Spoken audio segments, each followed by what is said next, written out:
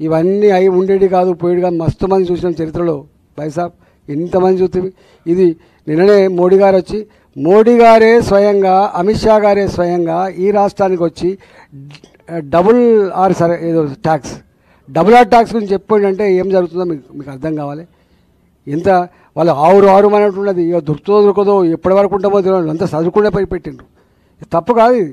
ఇవాళ హైదరాబాద్లో building construction చేయాలంటే పర్మిషన్ కోసం పోతే ఎస్ఎఫ్టీకి 70,000 రూపాయలు చెప్పండి, ఇవ్వకపోతే ఫీ కట్టకపోతే వాళ్ళ ఫీజు కట్టకపోతే పర్మిషన్ ఇస్తలేదు.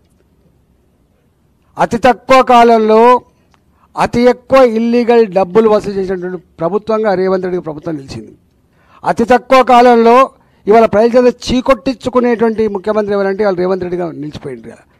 మళ్ళీ పంటలు ఎండిపోయినాయి, మళ్ళీ మూటలు కాలిపోయినాయి, మళ్ళీ ఇవాళ మామూలు వ్యవస్థలు వచ్చినాయి. కాబట్టి మనిషి స్వేచ్ఛ ఉండే స్కూల్ ఉండేది కాదు. ఏం చేస్తావా నువ్వు, నాకు అర్థం కాదు. మూసేస్తావా నువ్వు, ఉరిదిస్తావా నువ్వేనా మమ్మల్ని? ఆఫ్టర్ ఆల్ నువ్వు ఎంత, నీ బతికెంత? ప్రజలు భిక్ష పెడితే, ప్రజలు ఆశ్రయించి భిక్ష పెడితే నీకు పదవి వచ్చింది. నీది అదేమన్నా? నీ సొంతం అదేమన్నా? ప్రజల జాగీర్, ఇది ప్రజల హక్కు. ప్రజలు పెట్టే భిక్ష అనే విషయం మర్చిపోయిన పార్టీ, మర్చిపోయిన నాయకుడు కాలగర్భంలో కలిసిపోతాడు. దెబ్బ కొడితే లేవరు. మళ్ళా కేసీఆర్ లేతాడు. ఇప్పుడు మళ్ళా ఎంత పెద్ద ఈయన కొట్టుడు ఉంటా ఇంక 20 ఏళ్ళ వరకు. చంద్రబాబు నాయుడు గారు ఇప్పుడు నేను మనది, కానీ ఆయన 2020 అని పెట్టిండు. ఎవ్వరు ఉండరు. అందుకనే నిజమైన హక్కుదారులు ప్రజలు మాత్రమే కాబట్టి దయచేసి మీరు గట్ల తాటాకి చప్పులకు, ఈ వరంగల్ మళ్ళా ఈ తాటాకి చప్పులు భయపడుతుంది, ఇది వేస్తుంది. కాబట్టి ఇవాళ మోడీ గారు ఏం మాట్లాడతాడు? ఆయన ముఖ్యమంత్రి హోదాలో ఉండి ఒకనాడు పెద్దన్న అంటాడు, 3 రోజులకే మాట మార్చి అంత కూడా అంటాడు. మనిషి మరి నాలుగన తాటి మటన. ఇవాళ దేశమంతా ఒకటే కోరుకుంటుంది. నన్ను కూడా పట్టుకోవాలంటారు మోడీ గారు గింత ఫేవరెట్. అరే కళ్ళ ముందు కనబడుతుంది అని చెప్పినా నేను.